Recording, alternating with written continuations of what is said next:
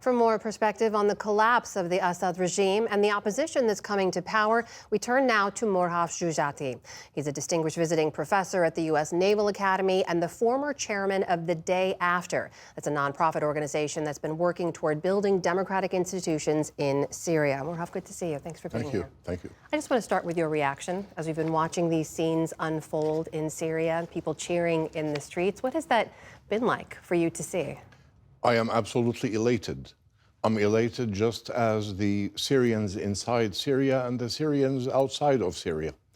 This has been a tragic moment for the Syrians for the past 50 to 60 years of martial law, of tyranny, of imprisonment, enslavement, torture. This has been really a murderous regime that is corrupt and that has put Syrians through a lot. And so 60 years later, imagine, suddenly we are free. The Syrians are free. So it's a moment of total elation.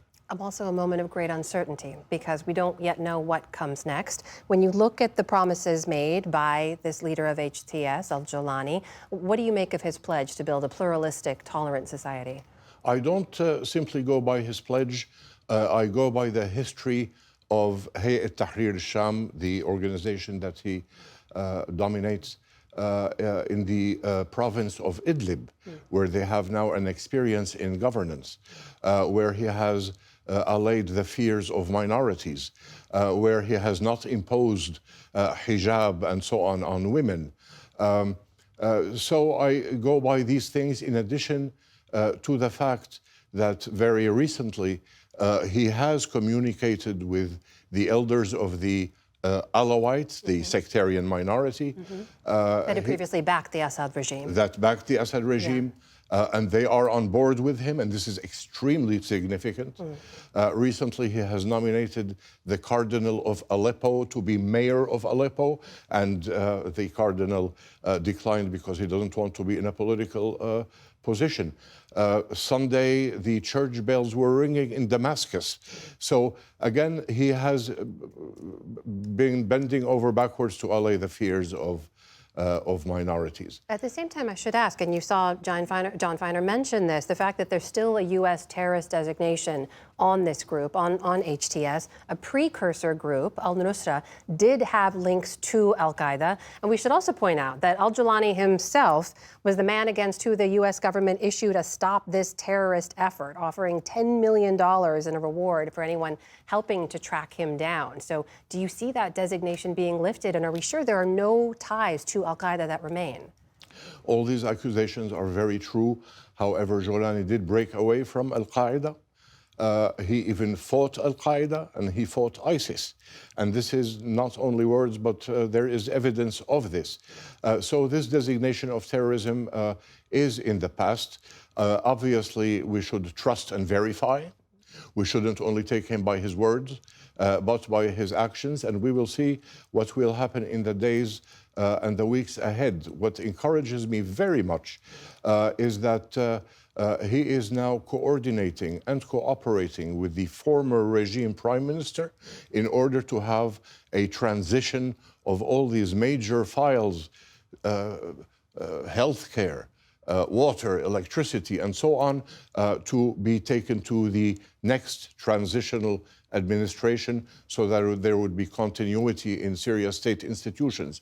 This is very significant, and it tells us about the intentions of not only him and his organization, but the coalition of forces that joined him in liberating Damascus. I want to ask you as well about Israel's decision to move military forces into Syria, seizing territory in a demilitarized zone there that was part of a 1974 ceasefire. They claim that it's a temporary defensive position. Some see it as a land grab. How do you look at that?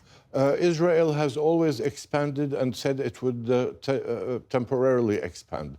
I see this as a land grab.